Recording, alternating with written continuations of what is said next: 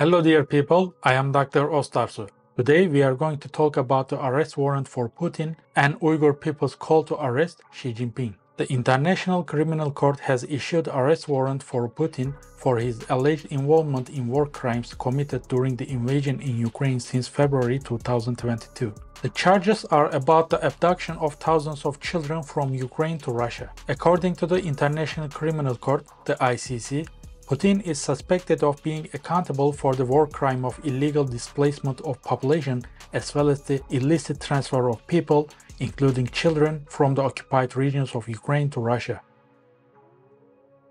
Shortly after the ICC released the statement, Maria Zakharova has dismissed that. She stated that Russia is not a signatory part to the Rome Statute and doesn't have any obligations under that. Zakharova also emphasized that Russia does not cooperate with the ICC. Dmitry Medvedev, a high-ranking Russian official, warned that any effort to arrest Putin would be viewed as a declaration of war against Russia, particularly during the ongoing invasion of Ukraine by Moscow. Medvedev expressed in a Telegram post that the ICC's action has further worsened the already strained relations between Russia and the Western countries, and it has created a significant negative impact.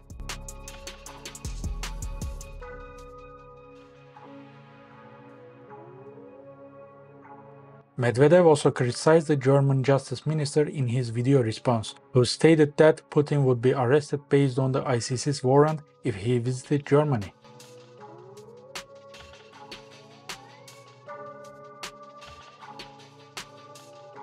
Medvedev's comments followed Chinese President Xi Jinping's visit to Moscow to meet Vladimir Putin. Western government officials have largely criticized Xi Jinping's visit as a sign of China's continuous support for Russia's ongoing conflict with Ukraine.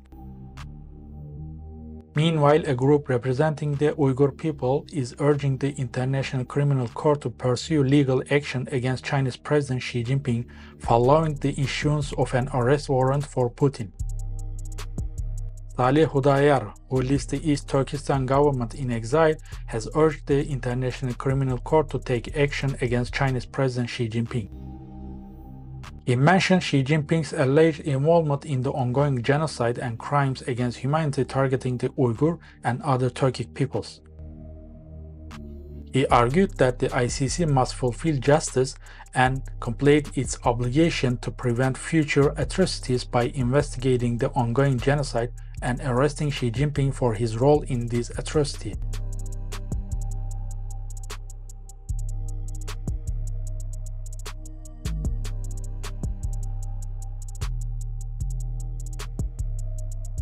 Press release demonstrates what government officials and pro-Uyghur advocates have asserted for years about China's ongoing campaign of mass internment, forced labor, and family separation against the Turkic ethnic groups in eastern Turkestan. This entity is officially recognized by the United States and parliaments of many European countries.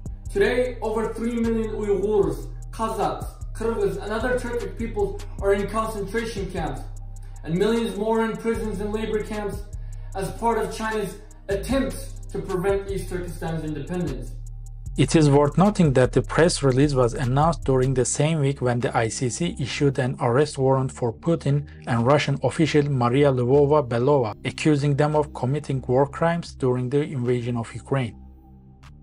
The press release from the exiled Uyghurs raises concerns and accusations about the Chinese policy towards Turkic people living in the eastern part of China, especially the issue related to forced deportations. According to the press release, lawyers representing the East Turkestan Government in exile and East Turkestan National Movement provided further evidence to the ICC in June 2021.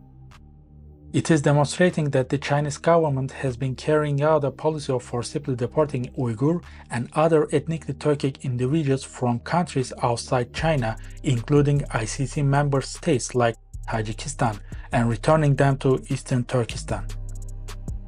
After that, they faced genocidal acts and crimes against humanity. The evidence revealed that over 3,000 Uyghur people had been forcefully deported from Tajikistan and an additional 4,000 from Kyrgyzstan.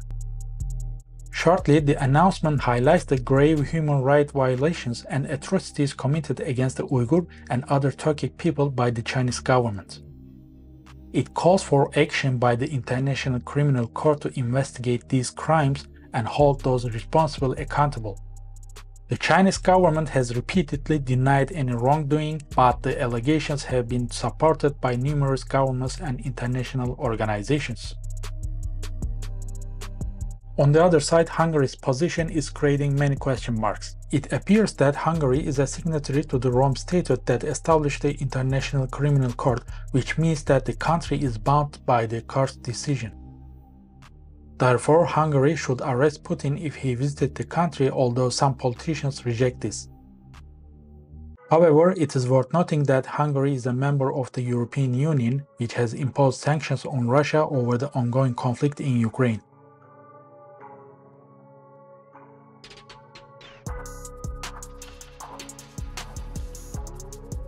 But also the United States is not a member of the ICC and doesn't recognize officially the court's decision. However, President Joe Biden stated that the arrest warrant for Putin was justified.